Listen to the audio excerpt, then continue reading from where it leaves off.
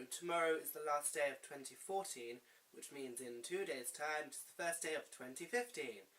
So, obviously there are things that I'm anticipating for next year, and inspired by Natasha Ratashopoulos, she did a book, movie, TV show kind of anticipation video.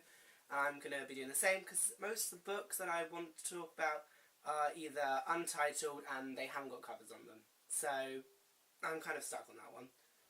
Well, the first book I'm looking forward to is The Copper Gauntlet, which is the second book in the Magisterium series by Cassandra Clare and Holly Black. This is the first of the 2 books of Cassandra Clare's that are coming out this year that I'm anticipating, and it's due for release in September 2015. If you don't know what The Iron Child's about, it's about a boy called Cal, and he's been taught all his life that magic is bad, and when he takes the Iron Child, he needs to fail it. But, of course, he ends up attending the Magisterium. So I'll leave it at that. The ending of The Iron Child was a big twist, and I was really excited to see where the Copper Gauntlet goes. So yeah, that's coming out September 2015. The second book by Cassandra Clare that I'm looking forward to is Lady Midnight, which is the first book in the Dark Artifices series, and this is also due for kind of autumn time, or fall if you're in America. So that's September, October, November time, and we don't know anything about the actual release date yet, and we haven't got a cover. Everyone's waiting in anticipation for Lady Midnight, because I just want to see what happens. I mean, the characters have obviously aged a bit since the end of City of Heavenly Fire, so I'm excited to see how it's gonna go. Oh, I'm so excited for that one. Yeah. And the next one. The next book is Trail of Tears by Josephine Angelini. This is the second book in the World Walkers trilogy, I think it's going to be a trilogy. Started with Trial by Fire, which is really cool.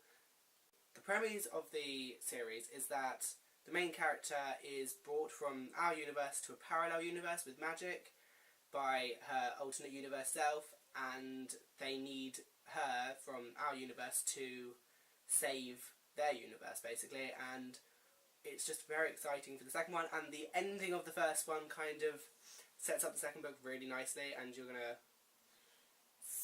just really excited to see how it's going to develop, because the character relationships in this book were quite intense, and I want to see who Lily ends up with. So that's the truth of it.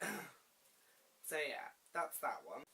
Okay, the fourth book I'm looking forward to is Sword of Summer by Rick Riordan, which is the first book in the Magnus Chasing the Gods of Asgard series, and that's due for release October the 6th, 2015.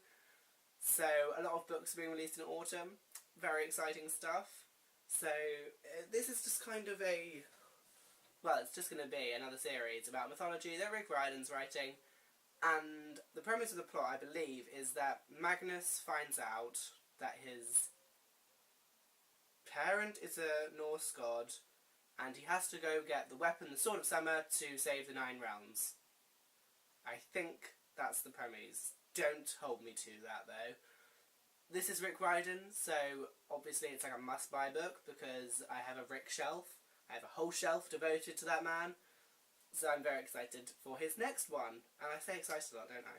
The last 2 books are both untitled books, but they're meant to be coming out this year, and they are Raven Cycle Book 4 by Maggie Stiefvater, and I'm partway through Blue Lily Blue, and I'm just so excited for the next one, because already I can just tell it's going to be amazing, because Maggie Stiefvater's writing is just so engaging, and there's just something about the characters and the storyline which is amazing. If you don't know what the Raven Cycle's about, I kind of didn't know anything about it before going into it, so I kind of suggest you do the same, because it was really good that way. I kind of just went into it blank, and it was stunning. Stunning, stunning, stunning. So yeah, and the 6th book that I'm going to talk about is untitled Book 4 for the Throne of Glass series by Sarah J Maas, and if you don't know what that's about, you know, where have you been? Because Throne of Glass has been huge this year with Heir of Fire's release, and everyone's been kind of jumping on that bandwagon, and I can see why, because Throne of Glass was amazing, and the whole series is amazing, and there's just so much development in the series and the characters, and if you don't know, the main character is an assassin, and it just builds from there. The 4th book is meant to be coming out next year, so it's very exciting stuff. Very, very exciting stuff. At the moment, that's kind of the only books I'm anticipating, because I haven't started a lot of series. I've got sequels coming out next year, Though there are a few books that I'm probably going to pick up, such as Passenger by Alexandra Bracken. That's about time travel and I think it's like a scavenger hunt kind of thing. I think that's what I got from the story. I'm excited. I probably will pick that up, but I'm not like, yeah, I need to buy it, because I haven't actually finished the Darkest Minds trilogy yet. So that one's going to be exciting. Oh, and I'm not sure if it's coming out next year or not, but Messenger of Fear Book 2, which is by Michael Grant. I'm not like with Passenger, I'm not heavily anticipating this one yet, because I've read Messenger of Fear, and it was good, but it wasn't brilliant in my opinion, but I really enjoyed it, so I'm going to pick up the next one. So yeah, that's another kind of book that I'm mildly anticipating. So moving on to some movies that I'm anticipating. First one, Into the Woods, comes out in the UK on the 9th of January. So I'm going to go see that in like a few weeks, 2 weeks maybe. So exciting for that. I'm a big musical fan, so that is going to be like top of my watch list in January. Other films coming next year that I'm looking forward to are things like Avengers, Age of Ultron, because oh my god, the Marvel Cinematic Universe is the best universe in the world, apart from all the tragedies that happen, but it's pretty damn good anyway. And then we've got Star Wars 7, Episode 7, The Force Awakens, which is going to be exciting stuff because Star Wars is amazing and I love Star Wars. And Mockingjay Part 2 obviously is coming out. Very, very, very, very, very excited for that one, because Mockingjay Part 1 was probably my movie highlight of the whole year, so, you know, what can you do?